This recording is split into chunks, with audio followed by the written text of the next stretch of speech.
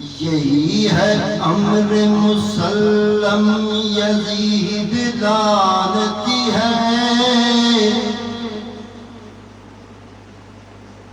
اب وہ وقت آ چکا ہے کہ خاموشی سے یہ ظاہر ہوتا ہے کہ اس شخص کا تعلق شاید یزید سے ہے، تو ہم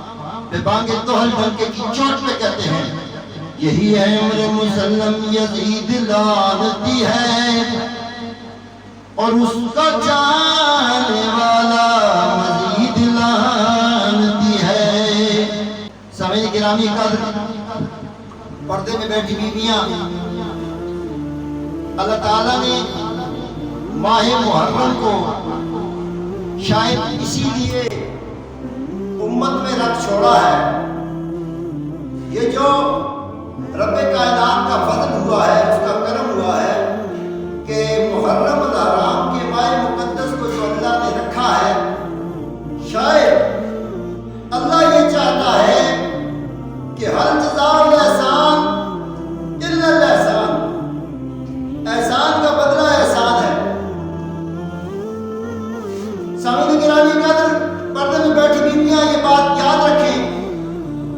کہ واحد تعلیمات مصطفیٰ یہ ہے، حضور کا فرمان یہ ہے، حضور جس بزم میں بیٹھے، آپ کا یہ وتیرہ رہا کہ آپ جب منبر پر سوار ہوئے، بیان کرنے لگے، واضح فرمانے ہیں کہ اسی اسنا میں امام حسن علیہ السلام تشریف لاتے ہیں، اور امام حسین علیہ السلام جیسے ہی مسجد نبوی میں داخل ہوتے ہیں، حضور خطبہ فرما رہے ہیں، اور آقا علیہ السلام بیٹھے ہوئے ہیں کہ ان کے آنے پر اللہ کے پیارے محبوب کھڑے ہو گئے اور کھڑے ہو کر حسین کا استقبال کیا۔ اللہ تعالیٰ کے پیارے محبوب احتراماً، اللہ کے بچوں کا احترام نہیں ہوتا، احترام تو بزرگوں کا ہوتا ہے، لیکن یہ ویسے بچے تھوڑے ہی ہیں، یہ تو جنت کے نوجوانوں کے سردار ہیں، اور یہ وہ ہیں کہ جنہوں نے محمد مصطفیٰ کی زبان کا پاس رکھنا ہے۔ قیامت تک کے مسلمانوں کے لیے یہ شان حسین کی مسلم ہے کہ امام حسین نے اپنے نانا محمد مصطفیٰ کی زبان کا پاس رکھا ہے۔ بولو سبحان اللہ، سب زور سے ذرا بولو سبحان اللہ۔ تو سامعین گرامی قدر، پردے میں بیٹھی بیویاں یہ بات یاد رکھیں کہ حسین اس شہزادے کو کہتے ہیں کہ جن کے آنے پر حضور خطبہ پڑھتے ہوئے کھڑے ہو جائیں،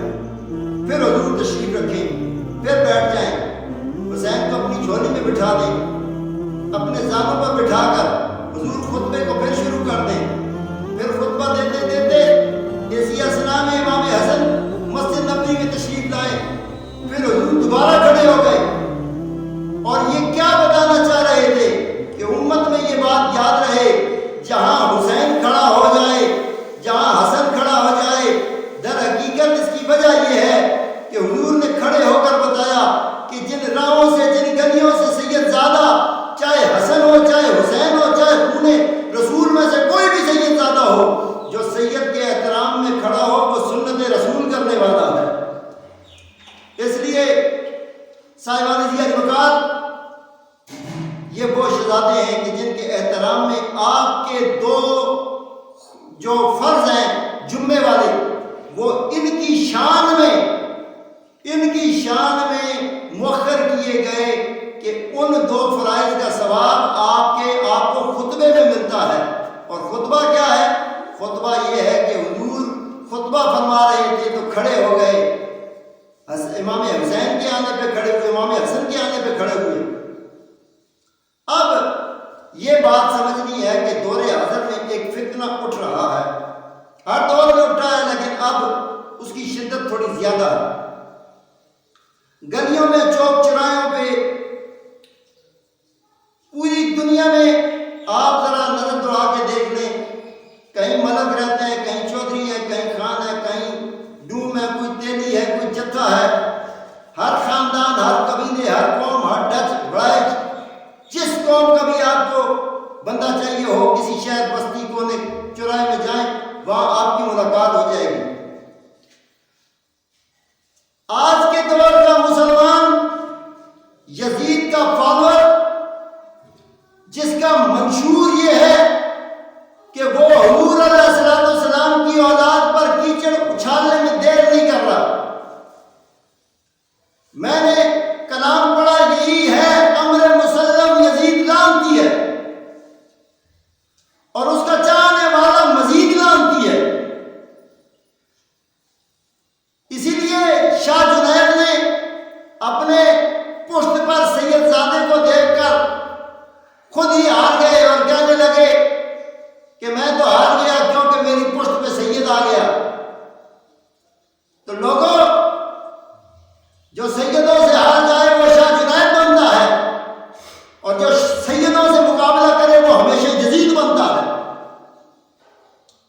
دور حاضر کا فتنہ، جس کو امام زین العابدین علیہ السلام کا نام بھی چبھتا ہے، وہ کہتا ہے اپنی اولاد کا نام زین العابدین مت رکھو. ایک پیرائے میں وہ ٹھیک کہہ رہا کہ وہ اپنی اولاد کا کہتا ہے. تو یزید رکھ اپنی اولاد کا نام، تو اولاد کا نام شمر رکھ، تو اپنی اولاد کا نام فرعون رکھ دے، تو نمرود رکھ دے، تجھے وہ نام سجتے ہیں. ہمیں تو علی کا نام سجتا ہے، ہمیں حسین کا نام سجتا ہے، ہمیں حسن کا نام سجتا ہے، ہمیں امام زین العابدین کا نام سجتا ہے، حضرت امام باقر کا نام سجتا ہے، حضرت امام موسیٰ کاظم کا نام سجتا ہے، حضرت جعفر صادق کا نام سجتا ہے، حضرت امام تقی کا نام سجتا ہے، حضرت امام نقی کا نام سجتا ہے، حضرت امام عسکری کا نام سجتا ہے، حضرت امام مہدی کا نام سجتا ہے. ہم تو ان ناموں سے جڑے ہوئے ہیں، اور تیرے کہنے پہ ہم سادات کا دامن چھوڑ دیں؟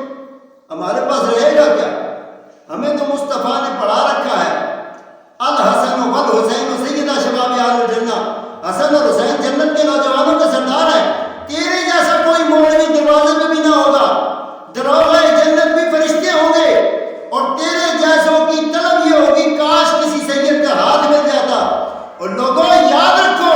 حسن اور حسین کو چھوڑ کر جنت تو درکنار، قبر میں بھی جو تجھے کوٹھا ملے گا، ادھر بھی سب سے پہلے آگے اس فرشتے یہ سوال کریں گے، ما کنت تقول فی ھذا الرجل. بات صرف چہرے مصطفیٰ کی نہیں ہے، تو کیا کہتا تھا ان کے بارے میں؟ تو ان کے بارے میں حضور کی ذات کا صرف سوال نہیں ہے. حضور نے فرمایا تھا اولنا محمد